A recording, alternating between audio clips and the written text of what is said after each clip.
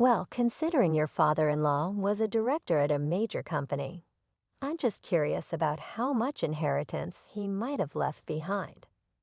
John tried to cover up his curiosity. I sighed internally, but kept a cheerful smile on my face. I heard it's $54,000. John looked shocked. My name is Catherine. John and I have been married for 20 years, and our son left for college this year. Life with just the two of us is quiet, but we get by.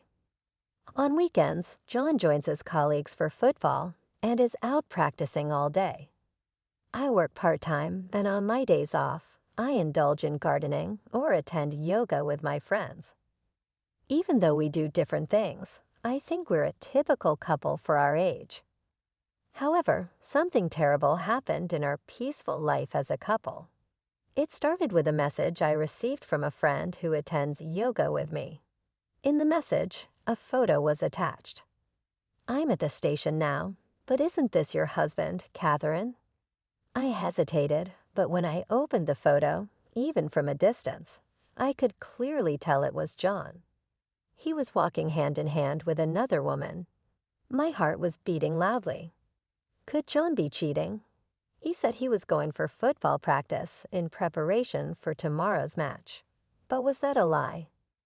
I think it's my husband. My friend responded immediately. What will you do? Do you want to come over? After hesitating for a moment, I began using my cell phone. No, I'm good. I'll talk to my husband. I closed the phone and sat down on the sofa.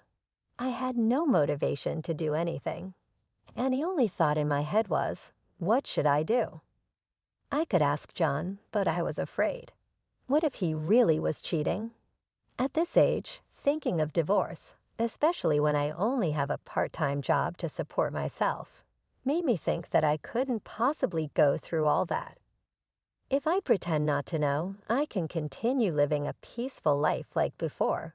But the idea of pretending and the ambiguity bothered me deeply. I don't know how long I sat like that, but I was jolted back to reality by the sound of the front door. It was already 7 in the evening. What's wrong? Why haven't you turned on the lights? John said, turning on the lights in the living room with a surprised voice. Oh, sorry, I fell asleep, I said. John laughed in disbelief and began washing his uniform in the washing machine. Seeing that, I realized he must have been exercising and wondered if the earlier photo might have been a mistake. If you're tired, do you want to eat out tonight? I asked eagerly, hoping that spending time together would help ease my uneasy feelings. Did you stop by anywhere else today besides football? Not really. Why? Just wondering. You mentioned wanting new shoes recently, so I thought you might have gone shopping for them. Oh, I haven't bought them yet. With that, our conversation ended, but the John in front of me seemed just like how he has been as usual. They say everyone has at least 3 doppelgangers in the world. Perhaps the man in the photo was one of them. However, once I began to suspect him, it was difficult not to. I often found myself doubting him during his late-night overtimes or sudden overnight business trips. Bad things do happen, and one day, on my way home from my part-time job, I stopped by the supermarket to buy ingredients for dinner. I realized my phone was ringing, so I took it out of my bag and stepped into a less crowded aisle. The name displayed on the screen made me frown. It was my brother's name. Though I occasionally communicated with my sister-in-law during events like our children's enrollment to their school or their graduation, I hadn't spoken to my brother in years. These sudden phone calls from your own relatives are often not good news. Hello, I answered the call hesitantly. What I heard from my brother was that our father's health was getting worse. He had suddenly collapsed at work and was taken to the hospital. After some detailed exams, they were told he didn't have much time left. My mother had passed away from an illness a few years ago, and although my brother and his wife had offered to live with our father after that, he refused and lived alone, seemingly in good health. The last time I spoke to him, he sounded fine, so this news was really surprising. After telling my brother I would visit soon and hanging up the phone, I took a deep breath to calm my heart. When I told John, who came home from work that night, he looked really sad. "I see your father. Don't worry about here. You should go see him," he encouraged. Motivated by his words, I went to see my father the next day. "Dad, what happened? Are you okay?" "Oh, Catherine, I suddenly felt dizzy and couldn't get up. It can't be old age, I guess. Sorry for making you worry." His voice, usually loud and boisterous, sounded weak, causing pain in my heart. Though he looked pale, he didn't seem critically ill. "Catherine, did something happen? Did you and John have a fight?" I was taken aback by his sudden question. My father gave a wry smile. "You're just like your mother, holding things in. Live as your heart desires, not knowing what the future holds." For a parent, seeing their child's smiling face is the greatest happiness. Realizing what he said, I was taken aback. Although I wanted to talk to my father a little longer, he told me he was tired, so I decided to leave for the day. Though my visit was only about 15 minutes, just thinking that he could be so exhausted from such a short time made tears roll down my cheeks. As I sat on the sofa near my father's room, waiting for my tears to stop, a man in a white coat sat next to me. "Are you here to visit your father?" "I'm the doctor in charge." "Oh, I'm so sorry." "How embarrassing," I said, quickly taking out a handkerchief to wipe away my tears. Taking a closer look at the doctor, he seemed to be around my age with a kind face that made me feel at ease. "It's all right. It must have been a shock for you. Do you have any questions?" With his encouragement, I started to ask various questions about my father's condition and what to expect in the future. Despite repeating the same questions multiple times, he never looked annoyed and explained everything in detail until a nurse came saying, "Sir, we need you." Thanks to him, even though I still felt sad, my heart was somewhat at ease. After returning home, recalling my conversation with my father, I decided to call a friend who had sent me a photo. I wanted to discuss the suspicions I had about my husband's affair. "I've been worried I might have done something unnecessary by telling you that. I'm sorry for causing you pain."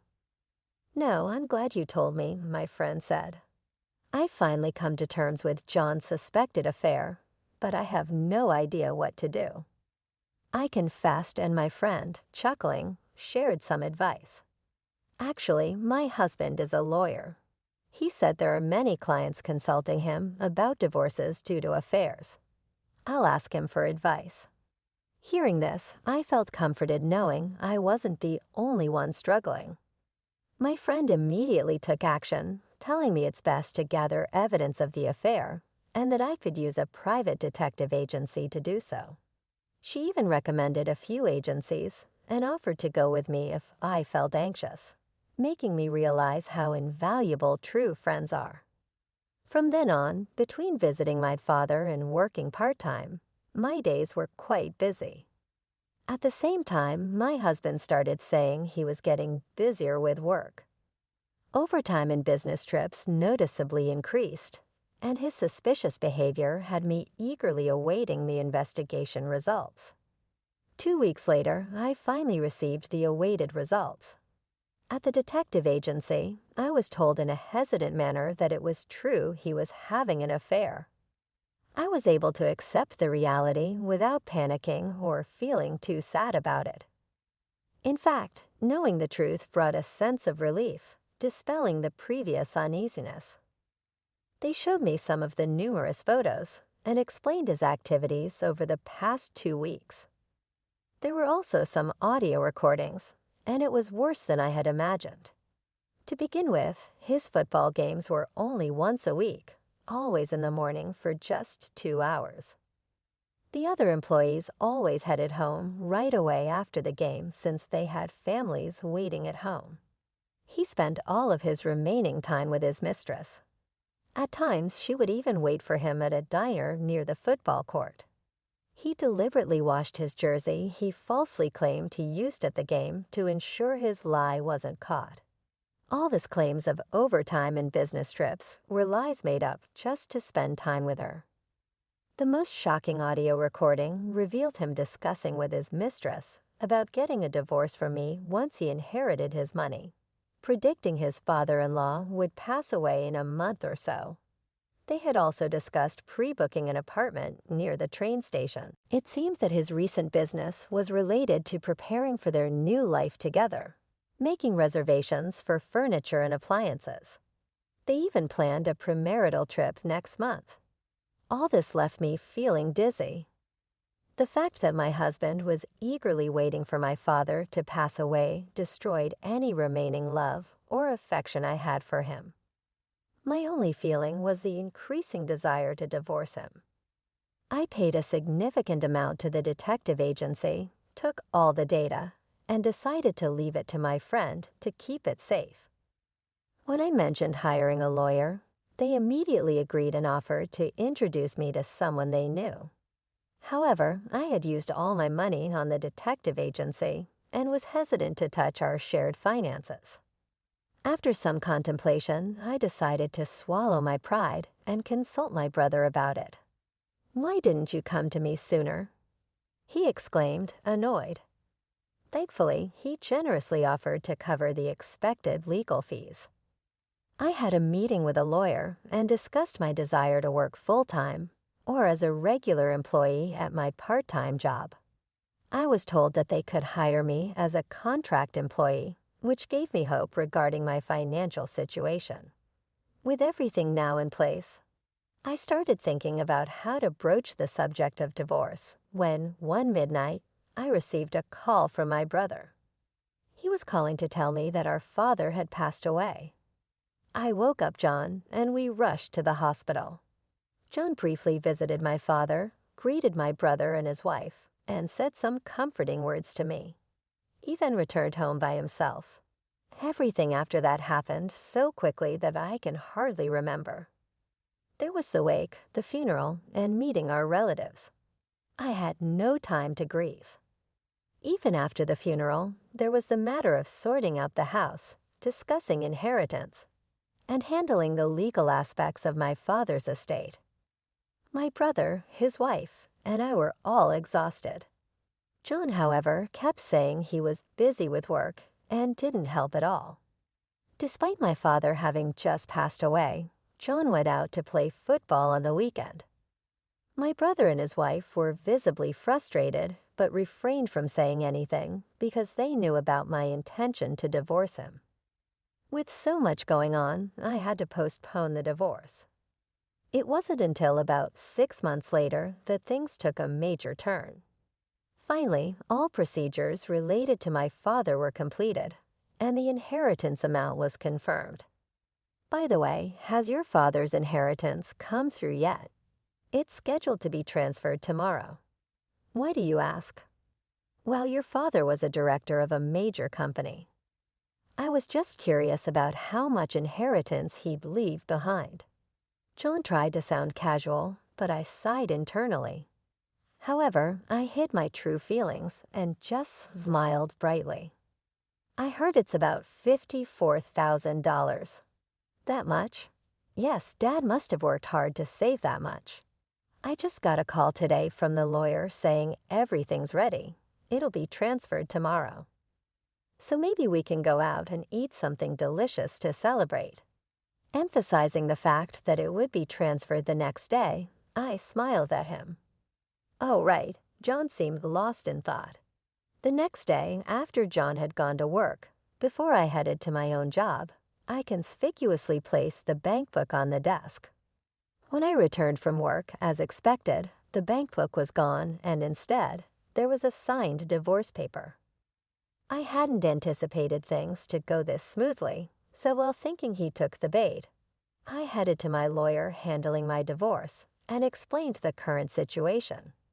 I decided not to return home, instead heading straight to my family home where my father had passed away. Most of my belongings were already there. The things where I lived with John were shared, and how to handle them would be decided later on. Probably John and his mistress would end up living there. I've already submitted the divorce papers. There's no reason to contact my estranged husband. The only thing might be a claim for damages for his affair from my lawyer. However, since they couldn't contact him, nothing could be done at the moment. But 3 days after I returned to my family home, I received a call from John. "Catherine, what's going on? There's no money in the bank account. Where's the inheritance, and where are you?" "Inheritance is mine. Why would you use it?" I decided to play dumb for the time being by asking about my whereabouts. It seems John has returned to our home. I need to contact my lawyer immediately. "Anyway, why isn't the $4,000 in your bank account?" "Did you take my bank account?" I was planning to change the account for my salary deposit, but it disappeared. I've been looking for it. "Don't mess with me. We're married. It's a shared asset. You should share it with me." I wish you wouldn't yell over the phone. It hurts my ears. The inheritance is an individual asset, not a shared asset. Plus, I've already filed for divorce. We're no longer a married couple. Please stop contacting me. I won't return home. It's okay for you to live there with your mistress. Goodbye."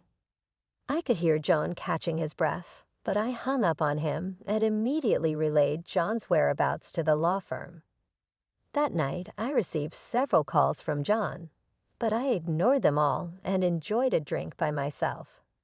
Having endured the suspicions of John's affair for almost a year, I deeply appreciated the peacefulness I was experiencing. After a good night's sleep and checking my phone, I was shocked at the sheer volume of missed calls. I assumed my lawyer must have contacted him, causing him to panic. Hesitantly, I checked the messages. Some were aggressive, like, "What do you mean by damages for the affair? If you knew, you should have said so." Others were apologetic. "Catherine, I'm sorry. It was my fault. I want to talk things over." Without replying, I left my phone behind and headed to work. In my bag was a new phone, a number John wouldn't know. This would be my main phone from now on. I had John's personality figured out, so I was well prepared. Later, my lawyer informed me that John insisted on discussing this face-to-face, so I decided it was time for a confrontation. I expected this and felt it was better to settle matters swiftly. I chose a family restaurant with semi-private booths for our discussion to avoid any public attention. As expected, John and his mistress arrived on time. Seeing John after months, he looked somewhat tired. Was it just my imagination? I had seen photos of his mistress, but was meeting her in person for the first time. She had her hair up in a bun and wore casual clothes. Her youthful face made me think she was a student, but I knew from my investigation that she was 25 and worked at a cake shop. I couldn't comprehend what such a cute girl saw in a 50-year-old man. "Catherine, what's going on? There's no inheritance, and now a claim for damages. I'm completely lost." But both my lawyer and I couldn't help but chuckle at John's words. "The inheritance is what my father left for me. John, you have no right to it. As for the damages, it's because our divorce is due to your affair, and you too owe compensation for the pain you caused me. It's not about the affair, it's due to our incompatible personalities. Besides, it wasn't you who brought up the divorce. I did. So the affair doesn't matter." Hearing such nonsense makes me want to pull my hair out. I knew he wasn't the brightest, but I didn't expect him to lack basic common sense to this extent. The one at fault can't initiate the divorce. It's not about who brings it up first. It's about you having an affair. If that's true, you understand that you're in the wrong, right? Also, I'll be demanding compensation from her too. "What? Why me?" Despite her cute appearance, she sounded very defiant and sharp. Is that true? John looked at the lawyer as if he was clinging on to hope. Unfortunately, it is true. You said I'd be getting money. I wasn't told I'd have to pay. I'm going home, and since I'm divorcing you, this has nothing to do with me. As she raised her voice, she grabbed her bag and stormed out of the restaurant. It was embarrassing as other customers turned to look at our table. We know where she works, so it'll be fine, the lawyer said with a reassuring smile, causing John's face to go pale. Perhaps he realized he couldn't escape. You know that girl is quite headstrong. She used to be a good girl when we were having an affair. She was always smiling around me and would cry, saying she'd miss me when it was time for me to leave. Even though he was talking about their affair, I didn't know how to react. After we started living together, her cooking wasn't great. She constantly wanted new bags or clothes. It was cute at first, but being married to her was not what I expected. Even though they'd only been married for about a month, complaints about her started pouring out of John's mouth. I've realized something. I've always been comparing her to you, Catherine. You're skilled at housework, great at cooking. You always waited for me to come home without a single complaint. So would you consider giving us another chance? I was left in disbelief and couldn't keep my mouth shut. I never anticipated this turn of events, and even the lawyer seemed too stunned to speak. There's no way. Come on, I'll change. I promise I'll never cheat again. You cheated on me while using the excuse of being busy at work, didn't you? How can I believe anything you say? John lowered his head, repeating, I want to start over. You said you were busy with work when my father was dying. He was in critical condition for about a month, but you never visited him even once. Even though I was having a difficult time, you were cheating. After he passed away, were you just waiting for the inheritance? I noticed our drawer being opened several times where we'd put our bank book in. You probably planned to leave once the inheritance came in, right, with the divorce papers already filled out. As I listed each fact, John began to tremble. He probably never thought he'd get caught. You had a reservation to buy a nice apartment already, right? But unfortunately, since you didn't get the inheritance, you had to cancel. I assume the old house we lived in must have been unbearable for her. How did you know? I asked. I have plenty of evidence, I replied. Are you thinking that if we get remarried, you won't have to pay the compensation? With that, John got silent. I must have gotten him, huh? Realizing he was only after my money made me really sad and disappointed. If there's nothing more to discuss, I'm leaving. Wait, John grabbed my arm as I tried to leave. Catherine, you're the most important thing to me. Please, I beg you, let's start over. John's eyes were filled with tears. I'll never betray you again, and I'll do all the chores. Please come back to me. Unable to contain his emotions, John began to sob uncontrollably. Come on, don't make a scene. Aren't you and your mistress Nuliud? Why don't you two sort things out? Let's just move on with our separate lives. Turns out she's been cheating on me. She seems to have married me for my money. Without money, I'm just an old man. Seeing my ex-husband crumbling to the floor crying was undeniably pathetic, but I felt no obligation to comfort him. People seemed to have heard our conversation, and it was painfully embarrassing to witness everyone whispering about John.